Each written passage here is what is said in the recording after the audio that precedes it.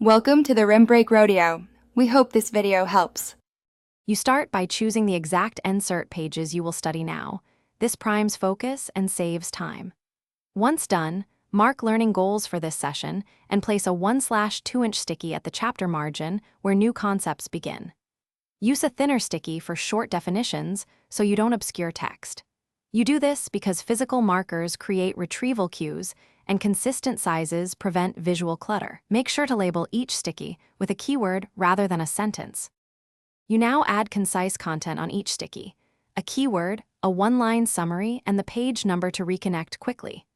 Next, color code by function so your brain links you to type. For example, blue for concepts and pink for formulas, which speeds recall. Then place stickies consistently at the margin's top for headings and beside paragraphs for definitions. This preserves readability. Because you organize by type and location, review sessions become faster and recall improves.